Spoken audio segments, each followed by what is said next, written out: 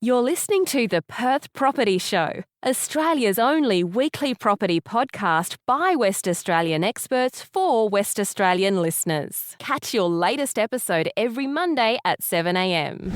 G'day guys, welcome to another week of the Perth Property Show, where our number one experts in all fields of property in Perth come in and help us out with a new topic of interest. I'm Trent Fleskins, your host. To furnish or not to furnish? That is our property management rental question for today. Emma Thorpe from Mark Hay Realty is in to chat with us. Hey Emma. Hey, how are you? Thanks for having me. Good, thanks mate. We are talking about putting our furniture into a rental property, the pros and cons, money, time, effort, maintenance, all that stuff, their considerations. In this market, we want to be relative to this market. Does having a furnished apartment, unit, house help get a tenant in quicker? That is the $1 million question. It really is, because in some cases it's 6 of one and half a dozen of the other. But the recent REWA stats are showing us that unfurnished properties are in fact renting quicker than furnished properties, particularly in Perth and a 10k radius. Why do you think? With a furnished property, it attracts a more transient tenant. So that's people that are straight off the plane from over east, overseas, and they're normally here for a work contract, or particularly with Asian students, they're here for a set period of time. Yeah, and for school and learning. And we've probably got a few less students and a few less workers coming in. Yeah, so maybe absolutely. A bit harder to get those people into our properties at the moment. Yeah, and I guess with the slowdown in the resource sector, we've really seen a reduced rate of those execs coming from over east and overseas. Paying a premium for a furnished property. Yeah, exactly. So I remember in the good days in 2012, we were having pretty much only mining companies renting our furnished apartments in town, and they were paying way over the advertising price because they needed it for their execs. Yep, makes sense. That leads me to that next point then. You were saying, transient market. That would lead me to think that we're going to have more turnover on tenants that are in a furnished property than unfurnished. Does that make sense? Yeah, sure. So obviously when we do have these mining execs or students, they're only here for 6 or 9 months, generally speaking. That results in our owners' properties being up for advertising, up for lease more often than our furnished properties. So obviously that can come down to agency fees in finding a new tenant. That's obviously quite a lot of work involved, and vacancy periods. So obviously having your property rented for the longest amount of time is best for your investment. And just hassle. Obviously, if you've got a property manager, life becomes a lot easier, but you're paying for them. When I think about the portfolio I've got, the longest tenant I've had in a property is 10 years, and it's been the easiest. The rent comes in every fortnight. They fix their own issues when, the door lock or whatnot. They just take it off the rent. And then the shortest period has been one where every sort of year and a half is a change. And it's a different property type. I think, the longer term is a big family home, and the smaller 3x1 that I've got is, that's the one that can be an issue. That's just a pain in the ass. Your vacancy rate increases from 0% to 5, 10, 15%, depending on how long it takes to get it out. So if you're setting yourself up with a property that you've chosen to market towards a more transient market, you're just setting yourself up for more vacancy period. Yeah, correct. Unless, of course, if we're going through a resource boom when they are the most demand properties and we're seeing minimal vacancy period, higher rental amounts more per out. week. Yeah, exactly. Well, we're not in that right now, are we? So would that be then a logical situation, maybe keep the furniture in the storage room? Yeah, I would say so. The current REWA stats, as I mentioned, is showing that unfurnished properties are renting quicker. So in our experience, we're finding that a tenant who wants the property unfurnished will move their stuff up those stairs without the lift, settle in nicely, and stay probably 12 to 18 months. The other good thing about having an unfurnished property is there's that no unexpected costs for repairs, maintenance, replacement of the washing machine, the dryer, even as things like the kettle or the toaster, if that breaks down. Or more, you provide more things that can break. Correct, that's right. So a lot of our furnished properties as well, sometimes they come with linen or display cushions on the lounges and beds and things like that. So when we're starting to look at those things, once they start to get aged and worn, then obviously those are unexpected. Hidden costs. It sounds like they're on the surface, the furnished side of things can look really sexy on the numbers, but then they just bite you in the ass every year with all those costs. I mean, a fridge goes, a washing. Think about the stuff in our home. There's always maybe once a year something's going, right? If you go and create more of those, furnishing your properties, every year there's another $600-700 for a new fridge or a new washing machine. It just adds up. I think that has to cancel out pretty closely, wouldn't it? The premium that people are paying you to use those goods. It does, of course. And also the other thing to consider is that most of those repairs and replacements of those items is a tax deduction. But again, it does cancel out at the end of the day. And we're paying property managers, I think you noted this, to fix these things on your behalf if you haven't got the time. So that's another thing on top of that. Yeah, so the agency fees are high for a furnished property. Obviously, there's a lot more work involved in counting inventory on the way in, counting inventory on the way out, organising repairs and maintenance with tradies. There is quite a lot more work involved in that, yes. What is the premium? Is it $20, $50? Is it a percentage normally? Yeah, I wouldn't say it's a percentage, and it would differ on the market and the time of the year. So interestingly, come January, your premiums for a furnished property would probably increase, I would say, to around $50 per week. That is because we're seeing new people start the new year fresh for work and school and things like that. So around January, you're probably going to see around $50 per week more. But in the quieter times, like in winter, in the middle of the school terms, probably only going to see around $25 per week. If we're talking standard IKEA type furnishings. What about the idea of just letting the tenant choose? Is that something that some of your clients During the tough times that we've just experienced in releasing property over the last, say, nearly 3 years now, one of the things that I've been asking my owners, are you able to offer to furnish or to unfurnish? Or even part furnish. That's right. Just a couple of the big white goods that people just may not be able to afford, especially if it's a lower part of the market. Yeah, sure. So the only thing on that is that sometimes we find that tenants will either have all or nothing. So white goods is a good thing, like washing machine, dryers are normally included in apartments, but washing machines, dryers and fridges, they're always a good thing to have. But anything else, most tenants will either have all or nothing. But I do ask my owners sometimes to consider whether they have the facilities to advertise their property as furnished or unfurnished and let the tenant decide. It's a really good idea because then we're not reducing anybody from the market. So basically, this property will suit anybody. Yeah. So, and a lot of owners, they've got the storeroom downstairs, or they've got a few bits and pieces that they could store at home, or vice versa. They've got things that they could add to their investment property to make it furnished if they need it. One piece of contention I've noticed both on a sale side and a rental side, the dishwasher. Yes. Want or need? Standard? Some people, on the sales side, I've even seen take their dishwasher. I would always say leave your dishwasher. Whether there's one person or 5 people want a dishwasher. It's the same with air conditioning now. It's becoming less of a want and more of a need. It's an expectation. Yeah. Yeah. It's the way things are moving, I guess. Well, I think that's a pretty quick and efficient way of looking at this topic. For me, the answer seems to be unfurnished at the moment. Yeah, sure. In the current market, especially with the REWA stats showing us that unfurnished properties are renting quicker. To lease your property quicker, that is the best way to maximise your returns. So, yeah, Trent, look, at the end of the day, if I had to say one way or the other, I would suggest renting your property unfurnished. Thanks, Emma. Have you in again soon. Good, thank you. All right, Suburb Spotlight time. We are talking about Wembley Downs, one of the smaller, less represented suburbs in the west, the northwest coast, up near Scarborough, City Beach, Churchlands, Woodlands. For me, when I think of Wembley Downs, I think of 2 things. I think of Wembley Golf Course and I think of Hale School. When you look at the square meterage of this suburb, takes up quite a portion of it, but there's obviously a lot of people there too. 6,000 odd people living in Wembley Downs, and we have one person in that suburb, a local, to talk about that suburb. It's Matt McWaters from Harcourts. Matt, thank you very much for coming in. Thanks, Trent. Good to be here. When I think about Wembley Downs, I've just given you my perspective. What's your perspective? Pretty much along the same line as you. It's a beautiful, leafy, undulating suburb. I think that's what everyone loves about it.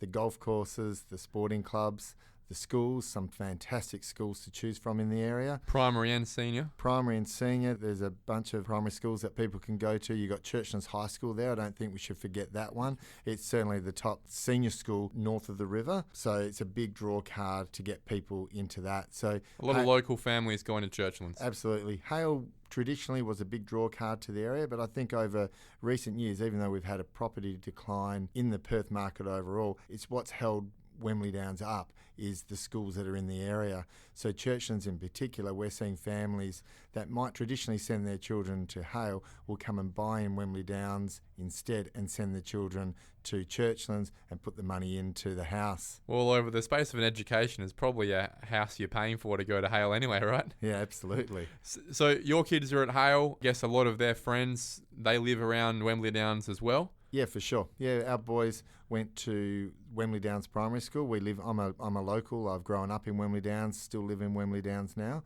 And our boys went to Wembley Downs Primary School before going up and doing their secondary education at Hale School. I want to talk about some of the stats with Wembley Downs. It's one of the interesting ones where when you look at the median sales price, and we've spoken about this on the podcast before, we don't really want to look too deep into that because there's so much that affects it. Knockdowns and $1 million rebuilds, and then just a subset of what's selling. You know, are they just selling more expensive houses than the cheaper ones per year? But what we can at least note here is that for every year since 2015, which is obviously Perth's peak back in the day, Wembley Downs has grown. It's been above its median house price. In 2015, the median was 1.02. It then moved to 1.04, 1.1, and now it's essentially 1.09. So we're sitting at a median house price that sits nearly by itself in Perth as one of the only ones that is continually been growing since the boom. Have you got any explanations for that? Some real data behind maybe what's shaping that median price? Yeah, it's a suburb that people have a lot of confidence in coming into the area where it doesn't suffer the swings that other suburbs. So buyers will come in there with confidence knowing that their money is safe in tough times. People put their money into blue chip stocks. It only turns over around 20 to 25 sales. We've been selling a lot of the upper end, top end stock, but that has also held the suburb price up. So we're selling more top end stock. And that's keeping the price high. And that's keeping the price high. Look, when you compare it to most other suburbs around Perth, as I've stated before, this is one of those ones that's up considerably from the peak. So even if we have a mixture, look, I see that as a positive representation that Wembley Downs is not a first home buyer suburb. Not many people can afford to get into Wembley Downs, have probably come in with quite a bit of equity, and they're probably not in negative equity now. Yeah, 100%. I think the average coming who's on their second, third, fourth multiple property purchase, they're knowing that they're going to be getting back their money that they put into it, and they might be looking at other suburbs that have had the bigger hits that you've been speaking about, that it might have suffered the 15% decreases, and they're trying to spend their money well by moving on to other suburbs. So it's, like you said, fantastic recession-proof suburb. When we talk about Wembley Downs, I obviously reference the suburbs around it. Scarborough, City Beach, they're busy, they're known for the beach. Churchlands, known for the school, known for the estate. Doubleview, known for its variety of housing options. Wembley Downs doesn't really seem to be a suburb that I would drive through often. Doesn't really have much of a thoroughfare through it. You have Hale Road, you got Weaponess. Yes. It's really about it, really, isn't it? Yeah. There's not really much reason to have a lot of traffic in this suburb. No, it's not. So it's a really local, family-driven suburb. So that everyone within the suburb knows each other. It's a bit old school in that way. It's a bit like an old country town sometimes. You go out to the shops and you'll know everybody that's at the Wembley Downs shops.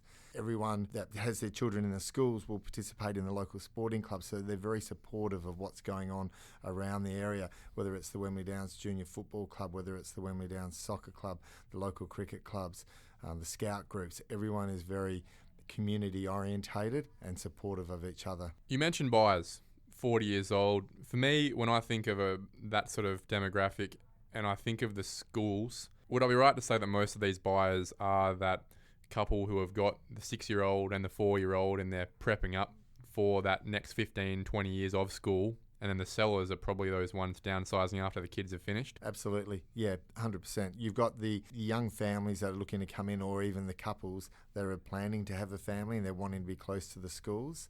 And then you'll see then the downsizers. But it's even funny, the downsizers love the Wembley Downs market. So quite often they're wanting to find something within the same suburb to continue on in there. Are there enough options in the suburb for downsizers? Probably not. No, that's probably an area that needs to be looked at. The price of those downsizers is quite high for the suburb, which makes it difficult for some of the long-term residents to stay within the suburb. What are we missing? Is it big luxury apartments? Is it townhouses? Is it villas? Is it all those things? Probably some smaller villa-style accommodation for the over 55s. You know, remember the traditional old over 55s where you're allowed to put 3 on a quarter-acre block instead of the 2 that we can put in there. It's zoned R20. So there was a period there where there was some, you would see a triplex development for the over 55s, and they're fantastic. They've always sold like hotcakes in the area, particularly to the locals that are wanting to remain close to the doctors, the shopping centres, or the amenities that it offers. There are many properties on the market at the moment? There has been, but we've seen that stock level reduce quite a bit in the last 2 or 3 months. There's been quite a spike. November was a big month for us personally, and we've seen stock levels come down to the point now that You're looking for stock? We're wanting stock. We need stock at the moment. We've got buyers that are waiting to buy. We're receiving multiple offers on properties. Just in November, one of the properties would have had 6 people bidding on it. Another one would have had 4 or 5 people bidding on it. So there's high demand in the suburb at the moment. Do you think it's because people are starting to get the feeling that we're at the bottom of the market, and if they didn't have to sell by now, there's no real need for them to sell until they see real growth come back into their property? Yeah, it's that combination of we're now hearing buyers tell us that they believe the property market has reached its bottom. That's not us standing at opens talking to them. That's them coming to us or making phone calls to us looking for stock because there is low stock in the area. So the buyers themselves are recognising that now is the time to jump in and start buying. And equally on that, the sellers then are probably thinking, well, if the market is turning, it's about to move, now's the time maybe I'll hold on and wait for the property prices to increase. So it's about having that conversation with both parties around that, particularly with the sellers, finding the properties that we can sell and talking about what they're buying and the market that they're moving to as to whether or not they should be moving now or holding on and moving later. Let's talk about price points. Can't imagine there are that many price points in Wembley Downs. It seems like a fairly homogenous suburb of big family homes that are worth every dollar that you pay for them. Can you give me an idea of how cheap I could buy into Wembley Downs if I wanted to? You'd be surprised. We've got some unit developments in there, the old 60s style Your flats? salmon brick flats in there. We love those. And they're sort of, you're looking at those in the high 2s. And where are they? Pick those up. They're scattered throughout the suburb. They're not in one area in particular. You'll find them across the suburb. If you're looking to pick up a 2-bedroom duplex, you'll pick those up in the 500s at the moment. These are the old school, the old connected school, wall. Yeah, connected wall, side-by-side duplexes. Then you'll start ranging up to maybe a full-size block or what I might sort of term as a 700 square metre site, pick that up for the 900s, and then we'll range up from there to some of the brand new stuff that'll be the high ones. Yeah. So there's really a gap though, isn't there? If you don't want a family home, you got 2 options: an old duplex or an old flat. Absolutely, particularly Clearly under an the opportunity. million mark. Yeah. Otherwise, if you want to go to a single level 3x2, 4x2, nice new single level property, you're going to be paying 1.2s, 1.3s for that. Do you think there'd be an appetite in the suburb? There's obviously a lot of NIMBY suburbs in Perth. Do you think there's a level of pragmatism in the suburb to understand, look, we're all getting older here. We want to stay. We don't want to have to move to Scarborough or City Beach or Doubleview. Do you think in certain strategic areas, maybe around the golf course or on Weaponnest, that they'd be open to some level of density to provide new product? There is no question that we could move that sort of stock, no problems at all, to the locals. It's getting the council and planning commissions and people like that on board, knowing that that's what needs to happen. Well, let's talk about subdivision now. Not a lot of high density opportunities, as we've just referenced, but we have R20 blocks and we have quarter acre blocks. Yes. We have corner blocks as well. Yeah. Where are you seeing, if any level of development in Wembley Downs? As soon as there's a subdividable block, they're being snapped up, generally for subdivision to be sold off as land or developers building on those to on-sell. Are they just side by side, 500 square metre quarter acres? Yeah, generally they'll go side by side. It's funny, we sort of try and push the developers to give us the single levels front and backs. We find that they move really well in the area, but they have their own mindset where they'll like to do the side by sides or the 2-storey properties, trying to aim for the higher price point. Why do you think the battle axe goes quicker? That's pretty rare. Just the demand for the buyers out there, particularly those that are looking to downsize from potentially adjoining suburbs, City Beach type people, Floreat sellers, Mount Claremont, those types of buyers that are trying to get out of their suburb, come to a different suburb where they can buy something that's low maintenance, easy care. Okay, so the idea of downsizing probably defeating the purpose if you're going to be building 2 big 500 square metre houses side by side. Yeah, absolutely. Understood. Look, that's a really practical reason and explanation as to how doing that side by side when your market is a downsizer might make sense on paper, but might not make sense when it comes to sales day. Yeah, particularly when you look at some of the suburbs that we're talking about with Floreat and City Beach, you can't subdivide. Yeah. So most people in the industry are aware of what happened there with the town of Cambridge when they tried to bring in that. But no longer existed. That's what happened. Yeah, that's right. It got voted out. Yeah. So those people want to stay local, but they don't want to be on their big 1,000 square metre sites. They can't take care of it anymore. The houses are getting old. So they have to try and find something more easy care, low maintenance. And Wembley Downs is a perfect suburb for that. Any corner lots? Yeah, absolutely.